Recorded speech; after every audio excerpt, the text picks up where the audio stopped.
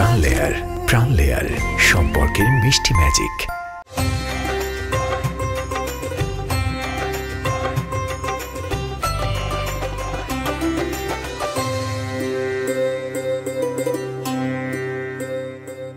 ঈদ মুবারক, ঈদ মুবারক, ঈদ মুবারক। কেমন আছেন? সবার প্রতি ঈদের শুভেচ্ছা, অনেক ভালোবাসা, অনেক শুভকামনা জানিয়ে আপনাদের সবাইকে আমি তো আমন্ত্রণ জানাচ্ছি RTVর ঈদের বিশেষ আয়োজন প্রাণ লেয়ার প্রেজেন্স ঈদ কার্নিভালে। যারা নিয়মিত আমাদের এই শো দেখছেন তারা তো জানেন আমাদের একজন আমন্ত্রিত সেলিব্রিটিকে নিয়ে আমরা একটু আড্ডা দিই। সাম্প্রতিক কি কাজ নিয়ে ব্যস্ত সেটা জানার চেষ্টা করি। আমাদের বর্তমান ইন্ডাস্ট্রি অবস্থা নিয়ে আমরা একটু তার ভাবনাগুলো শেয়ার করার চেষ্টা করি এবং ফিউচারে তিনি কি করবেন, ঈদ নিয়ে তার ব্যস্ততা, ঈদ নিয়ে তার ভাবনা, সবকিছু জানার চেষ্টা করি। একই ফরম্যাটে সাজিয়েছি আমাদের আজকের অনুষ্ঠান। আশা করি ভালো লাগবে আপনাদের এবং থাকবেন পুরো অনুষ্ঠান জুড়ে। দর্শক, আজকে যাকে অতিথি হিসেবে আমরা পেয়েছি তিনি হাসলে মনে হয় পুরো দুনিয়া হাসে। তিনি হাসলে যেন শত হাজার লক্ষ যুবকের মনের হার্টবিট বেড়ে যায়, একটা প্রভা, ভালোবাসার প্রভা ছড়িয়ে যায় সবার মাঝে। Yes, your guess is right. Please welcome, very beautiful with talent, of course, Sadia Jahan Prabha. Hello, hello, hello.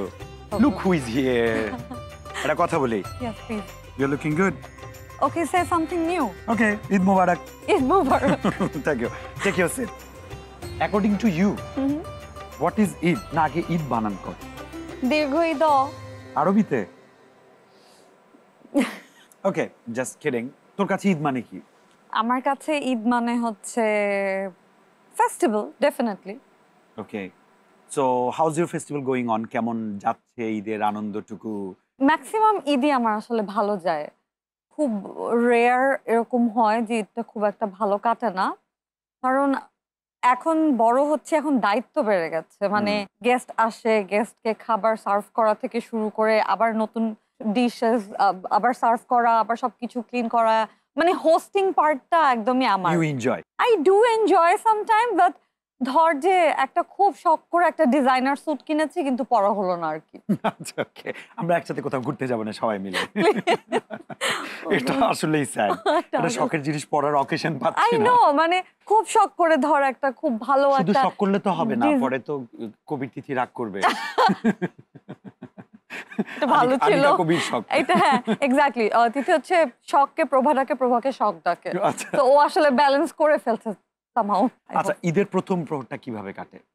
ওই যে ঈদের প্রথম প্রহরটা হচ্ছে বাবা ভাই ওরা নামাজ পড়ে আসে। ওই সময় আমরা চারজন মিলে, আমাদের হেল্পিং হ্যান্ড যারা আছেন, সবাই মিলে আমরা একসাথে সকালে খাই। সকালের খাবারটা কি প্রিপেয়ার করে? সকালের খাবারটা কিছু ডেজার্ট আমি করি, আম্মু তো ডেফিনেটলি, বা তারপরে হচ্ছে আমরা সবাই একসাথে খাই। আর বাবা ঢুকেই যেটা করে, নামাজ পড়ে আসে, মানে কোনো সালাম করার আগে সে সালামি নিয়ে রেডি থাকে। That's the most sweetest part ever. আর আম্মুকে হচ্ছে, ও তুমি কিন্তু দাও নাই, তুমি কিন্তু দাও না। হ্যাঁ, আমি রান্নাঘরে কাজ করতেছি, হ্যাঁ দিদান দাও, এখন কি দেয়ার আছে। আবার রাতের বেলা আবার বলে আম্মু তুমি কিন্তু দাও নাই এখন পর্যন্ত। আচ্ছা, ওকে। এবার ঈদে শপিং কেমন করা হয়েছে? ঝামেলাটা হয়ে গেছে কি, মানে ঈদ উপলক্ষে শপিং করা খুব কম হয়।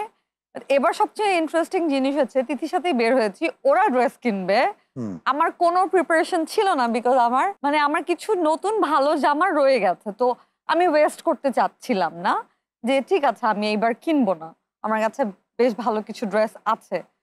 তো আমি ভাবলাম যে আব্বু আম্মু দুজনেই আমাকে ঈদে টাকা দিয়ে দেয় কাপড় কেনার জন্য। তো ভাবলাম যে আচ্ছা একটা না কিনলেই তো না, আচ্ছা সিম্পলের মধ্যে একটা কিছু কিনবো, নাও কিনতে পারি। বাট অ্যাকচুয়ালি আমার প্রিপারেশন ছিল না, ওদের প্রিপারেশন ছিল। ওরা কিনতে পারেনি, আমি কিনে আসছি। তারপর আমি ওদেরকে বলছি আমি তোদের সাথে আমি আর ঈদ শপিং এ যাবো না।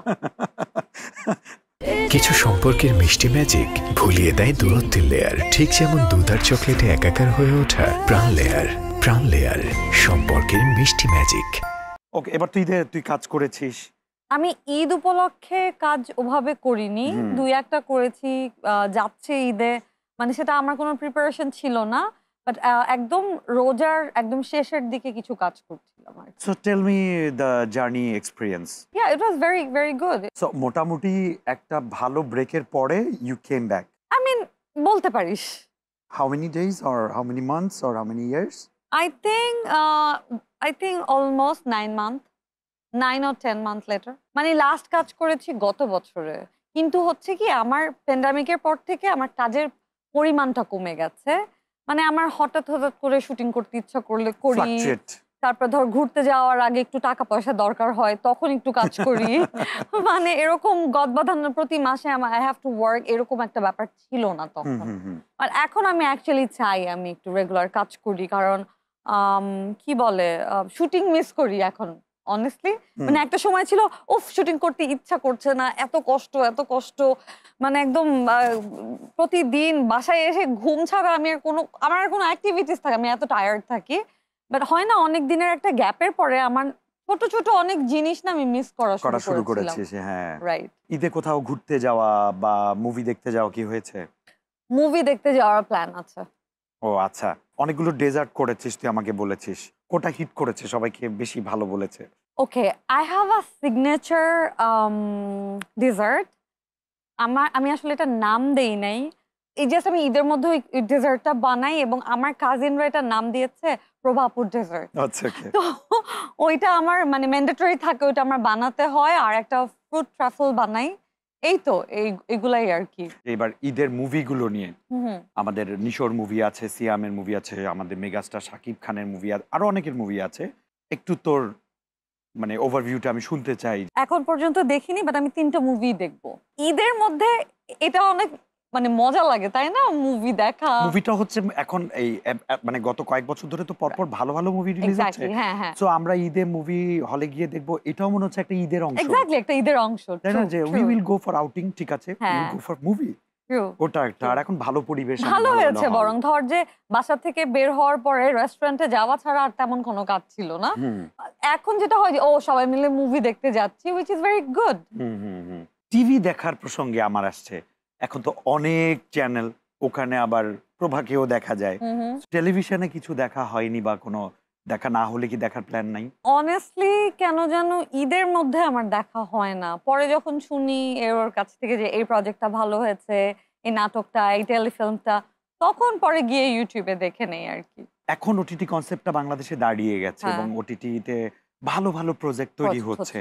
সো এই ওটিটি নিয়ে তোর অবজারভেশনটা একটু জানতে চাই। খুবই ভালো অবজারভেশন। এই জাস্ট আমি লাকি না, মানে ধর আমার কাছে এমন কোনো গল্প আসে না যেটা দিয়ে আমি স্টার্ট করতে পারবো। হ্যাঁ, আমি আসলে আরো ভালো কিছু ওয়েট করছি, আরো ভালো কিছুর জন্য ওয়েট করছি। এই করতে করতেই আমার আসলে টাইম চলে যাচ্ছে। বাট একদম শুরুতে যেটা ছিল ওটিটি, সেগুলো আমার মনে হতো যে ওগুলো আমি করতে পারবো না। একটু বেশি ইন্টিমেসি, একটু বেশি মানে কথাবার্তা। এখন ওটিটি অনেক প্রিসাইজ, লাইক ইউ নো ফারিন যে এই কাজগুলো করে, মেজাবিন যে এই কাজগুলো করে, খুবই ডিসেন্ট, খুবই নাইস, গল্প আছে। আমি এগুলা খুব অ্যাপ্রিশিয়েট করি আর কি। এই যে আমাদের সিনেমা এখনো তো স্ট্রাগল পিরিয়ডে আছে, যদি অনেক ভালো ভালো মুভি হচ্ছে, এই ফাঁকে ফাঁকে আমরা বেশ কিছু মুভি পেয়েছি যেগুলো নারী নির্ভর গল্প, নারী প্রধান গল্প। এই ব্যাপারটা তুই কিভাবে দেখছিস আমাদের ফিল্মে? অবশ্যই এটা খুবই ভালো একটা, এরকম গল্প আসুক, এরকম গল্প থাকুক আর কি। কারণ আসলে এত ভালো ভালো অ্যাক্ট্রেস, এত ভালো ভালো পারফর্মার আমাদের দেশে, এবং ওদেরকে ঠিকভাবে ইউটিলাইজ করার জন্য আসলে অনেক ভালো মেকার, অনেক ভালো গল্প, মানে অনেক ভালো ভালো প্রোডাকশন দরকার আর কি। ফ্যামিলির সাথে এটা তো একটা বড় একটা আশীর্বাদ, এবং মা পাশে থাকা তো এটা আরো বড় একটা ব্যাপার। সো মাকে নিয়ে একটা গল্প শুনবো, তার আগে একটু দর্শকদের কাছে যাচ্ছি। দর্শক বন্ধুরা, জমজমাট আড্ডা হচ্ছে আমাদের সবার প্রিয় সুইট হাসি ওয়ালি আমাদের প্রভার সাথে আরো জমজমাট আড্ডা হবে। তবে প্রাণ লেয়ার প্রেজেন্স ঈদ কার্নিভালে নিচ্ছি ছোট্ট একটা ব্রেক। আমাদের সাথেই থাকবেন এই প্রত্যাশায় যাচ্ছি।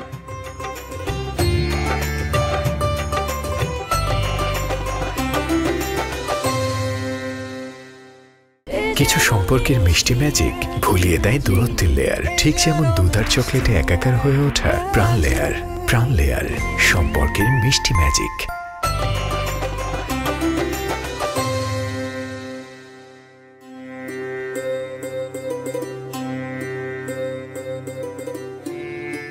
ব্রেকের পর আপনাদের সবাইকে আরো একবার স্বাগত জানাচ্ছি।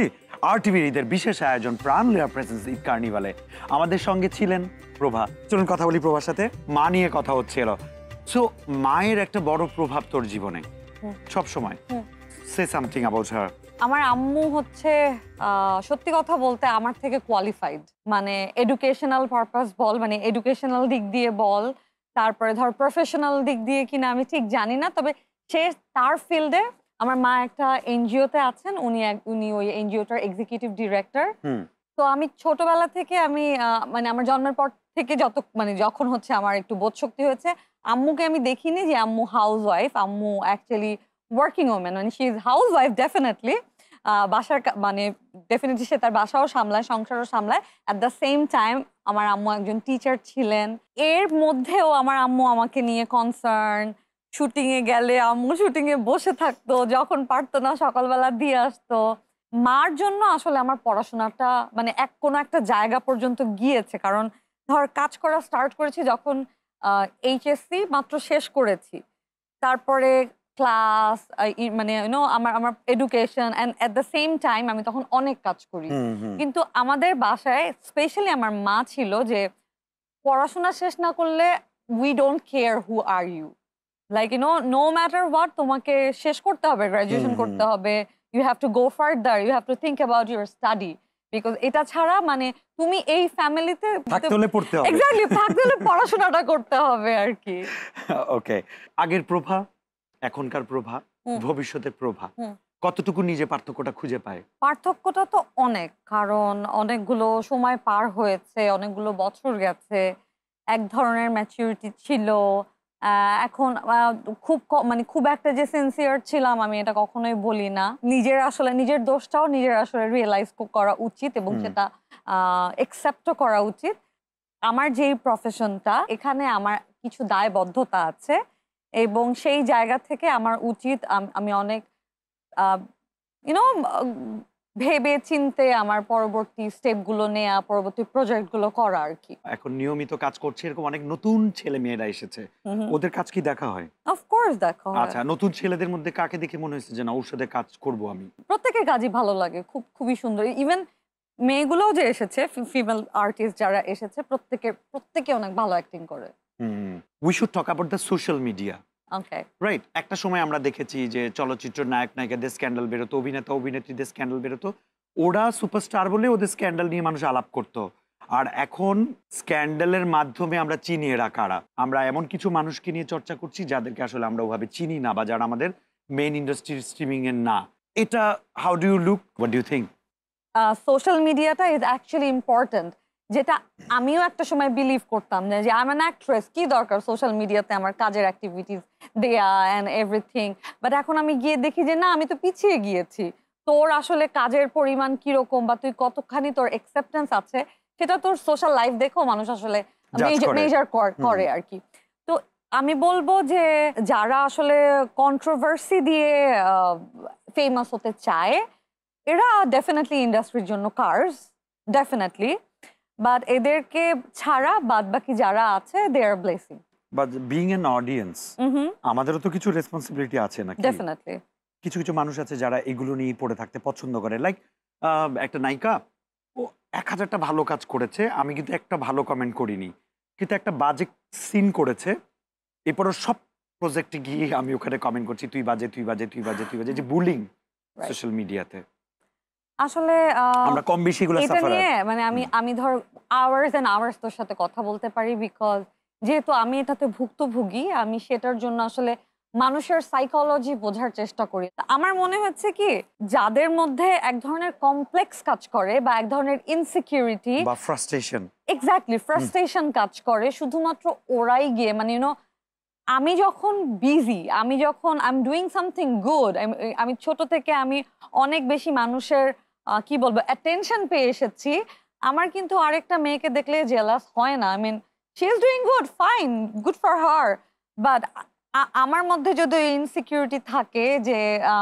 আমি জানি যে আমি ওরকম প্রেজেন্টেবল না বা আমার কোয়ালিফিকেশন একটু অল্প, তখনই আমি আরেকজনকে নিয়ে আসলে আমার মধ্যে ইনসিকিউরিটি থাকবে এবং আউট অফ ফ্রাস্ট্রেশন আমি তখন গিয়ে ওই মানুষটাকে বুলি করব, মক করব, যেটা আসলে আমাকে রিপ্রেজেন্ট করছে আমি একটা পার্সন হিসেবে কিরকম, আমি যদি একটা মানুষকে জাজ করি তাহলে তো আমি একটা মানে হিপোক্রেসি করলাম, বিকজ আমি একটা individual person, I am not perfect, I have flaws, তার মানে তোরও ফ্লজ আছে। এখন আমি শুধু তোর ফ্লজটা নিয়ে আমি কথা বলতে পারি না, বিকজ মানে আই হ্যাভ নো রাইটস।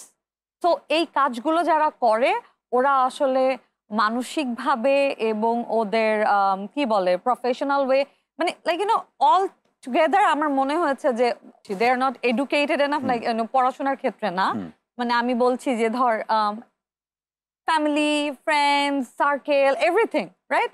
এবং ইনসিকিউর, লাইক ওরা জানে they are not the one আর কি, ইউ নো, ওরাই মাত্র গিয়ে আউট অফ ফ্রাস্ট্রেশন আরেকটা মানুষকে নিয়ে মক করে, উইচ ইজ ভেরি ব্যাড।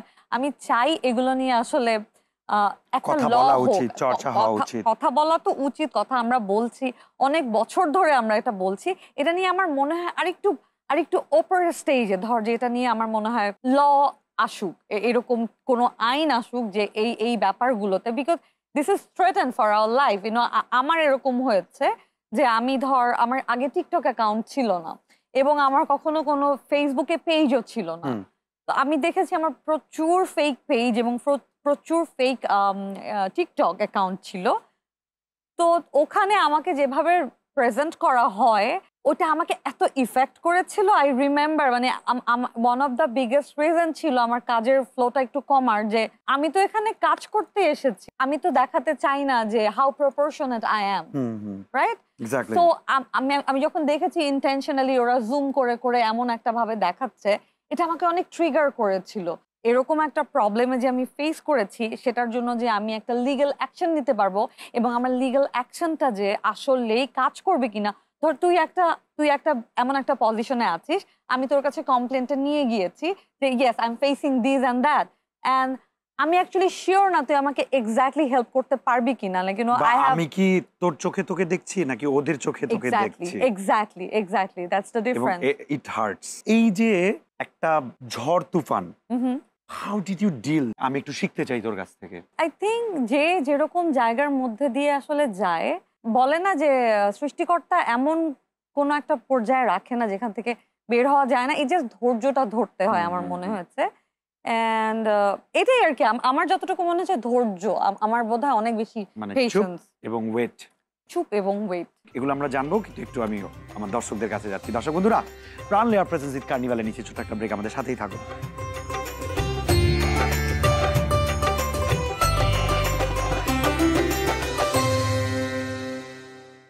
কিছু সম্পর্কের মিষ্টি ম্যাজিক ভুলিয়ে দেয় দূরত্বের লেয়ার, ঠিক যেমন দুধ আর চকলেটে একাকার হয়ে ওঠা প্রাণ লেয়ার। প্রাণ লেয়ার, সম্পর্কের মিষ্টি ম্যাজিক।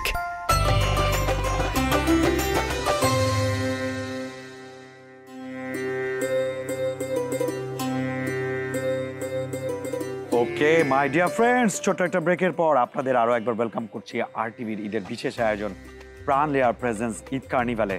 আর এই কার্নিভালে আনন্দ যোগ দিতে আমাদের মাঝে আছে প্রভা। চলুন কথা বলি। প্রেম ভালোবাসা তোর কাছে কি? প্রেম ভালোবাসা আমার কাছে খুবই সুন্দর। কেউ কেউ তার হোল লাইফে সেটা মিট করে, কেউ কেউ মিট করে না, মানে সত্যিকারের প্রেম ভালোবাসার সাথে মিট করে, কেউ কেউ মিট করে না। সেটা হচ্ছে partner, like you know your life partner. আর আরেকটা সাইড হচ্ছে বন্ধু। বন্ধুত্বটা হচ্ছে transparency, like you know it's like a mirror, like আমি তোর কাছে এমন একজন পার্সন যে তোর কাছে আমার কোনো কিছু হাইড করতে হবে না। আমি জানি যে মানে তুই আমার কাছে এমন একজন পার্সন যার সাথে আমার জাজমেন্টের কিছু নেই, এইরকম আর কি। মানে আমি বিশ্বাসের জায়গাটা, ফ্যামিলি হচ্ছে শেল্টার, হ্যাঁ। এবং সেখানেও কিন্তু প্রত্যেকটা ফ্যামিলি যে অনেক নাইস শেল্টার দিতে পারে তা না। প্রত্যেকটা ভালোবাসার জায়গা ইন্ডিভিজুয়ালি আসলে এক এক রকম। তবে পৃথিবীতে প্রত্যেকে যে এই ভালোবাসার সাথে মিট করতে পেরেছে এটা আমার ধারণা খুব সম্ভবত না। ওকে, আমার আরেকটা প্রশ্ন আছে। আমরা ম্যাক্সিমাম মানুষ ভাবি হায় এমন একটা মনের মানুষ পাইলাম না যে আমারে ভালো রাখবে, যে আমারে সুখ দিবে, যে আমাকে বুঝবে। আদৌ কি কোনো পার্সন এরকম হয় মানুষের লাইফে? দেখ, একটা সময় একটা বয়স পর্যন্ত আমারও কিন্তু এরকমটাই মনে হতো। এখন বয়স, ম্যাচুরিটি বা অনেক কিছু দেখে এসেছি, দেখে মনে হয় একটা মানুষ যতক্ষণ নিজেকে ভালোবাসতে না পারবে নিজেকে প্রায়োরিটি, নিজেকে সম্মান না করতে পারবে, দিস ইজ ভেরি ইম্পর্টেন্ট, নিজেকে সম্মান করা, ততক্ষণ না পর্যন্ত পৃথিবীর কেউ আসলে তাকে হ্যাপি করতে পারবে না, কেউ তাকে সম্মান দিতে পারবে না। এবং ডেফিনেটলি আমরা তো মানে এক্সপেক্ট করি যে মানে আমি যেরকম একটা ভালোবাসবো একটা মানুষকে, সে আমাকে কিছুটা ভালোবাসা ব্যাক করবে, বাট সেটার এক্সপেকটেশনটা হয়ে যায়, কিন্তু না হওয়াটাই বেটার আর কি। এখানে আমার একটা জানার আছে, হ্যাঁ, ধর যে কারোর সাথে আমার একটা প্রেম, আমার কাছে মনে হলো যে টক্সিক, প্রেমের ক্ষেত্রে টক্সিক, রাইট। ধর এই রিলেশনের টক্সিকনেস থেকে আমরা বেরিয়ে কি আমরা ভালো বন্ধু হতে পারি না?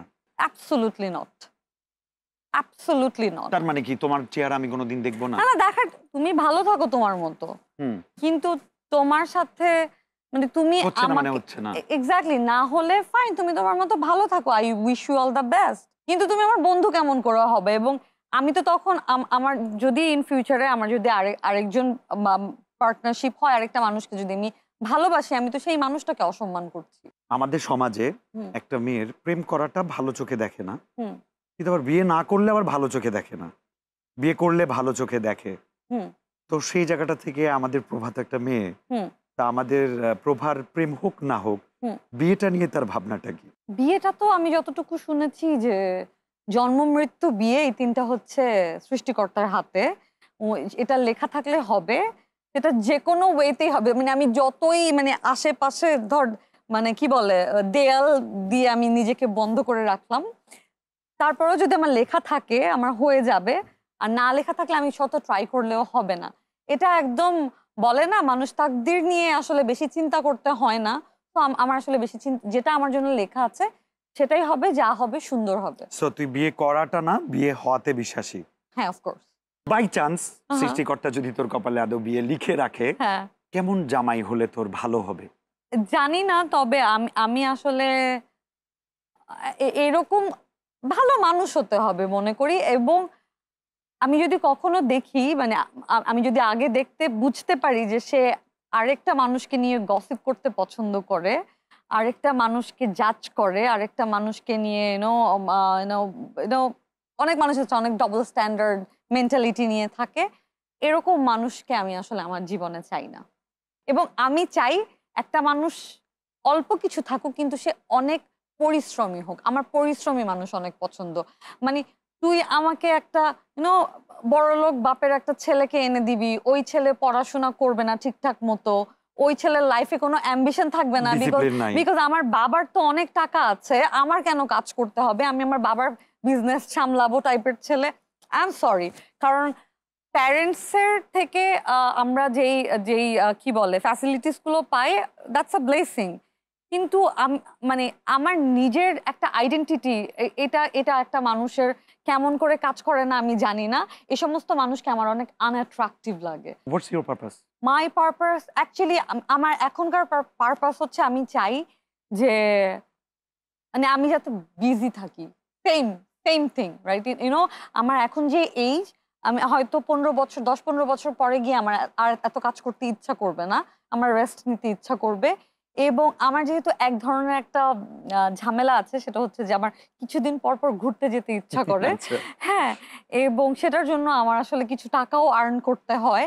আর ব্যস্ততা সুস্থতা আমি চাই, মানে আমি যেই ফিল্ডে কাজ করছি সেখানেও আমার কাজের পরিধি বাড়ুক, এছাড়াও যদি আমি অন্য কিছু করতে চাই সেটার প্রতিও আমার কাজ বাড়ুক, কিন্তু আমি আমার শ্রমটুকু যাতে দিতে পারি, আমার মেধা শ্রম যেখানে ইউটিলাইজ করতে পারি, আমার প্রতিটা দিন আসলে এরকমটা যাক। প্রভা অনেক ব্যস্ত হতে চায়, প্রভা এমনিতেই অনেক ব্যস্ত থাকে, প্রভার পরবর্তী প্ল্যান কি? আমার পরবর্তী প্ল্যান হচ্ছে আমি নিজেকে দেখতে চাই ভালো ভালো কাজের মাধ্যমে। মোটামুটি আমরা অনুষ্ঠানের একেবারে শেষ পর্যায়ে চলে এসেছি এবং ঈদের অনেক অনেক শুভেচ্ছা। আরটিভির পক্ষ থেকে অনেক অনেক অনেক থ্যাঙ্কস যে তুই এই ঈদের মধ্যেও আমাদের সময় দিয়েছিস। Thank you so much, thank you তোকে, আমার আরটিভিকে অনেক ধন্যবাদ আমাকে এই অনুষ্ঠানে ডাকার জন্য। Anyway thanks again. Thank you. দর্শক বন্ধুরা, প্রিয় মানুষ যখন সেটে আসে তার সঙ্গে প্রিয় প্রিয় বিষয় নিয়ে আড্ডা দিতে ভীষণ ভালো লাগে। আশা করি আপনাদের এই প্রিয় মানুষটাকে আপনারা পেয়ে, প্রিয় মানুষটার আড্ডাগুলো শুনে আপনাদেরও ভালো লেগেছে। ঈদের একটা আনন্দযোগ যদি আমরা দুজন আড্ডা দিয়ে দিতে পারি, সেটা কিন্তু আমাদের সার্থকতা। অনেক কৃতজ্ঞতা, অনেক ধন্যবাদ আমাদের এতক্ষণ সহ্য করার জন্য। তবে আরটিভির পর্দায় ব্যাক টু ব্যাক এই অনুষ্ঠানের পরে অনেক অনুষ্ঠান হবে, সেগুলো দেখার আমন্ত্রণ জানিয়ে আমি কিন্তু বিদায় নিচ্ছি। কিন্তু ঈদ মোবারক, টাটা, বাই বাই।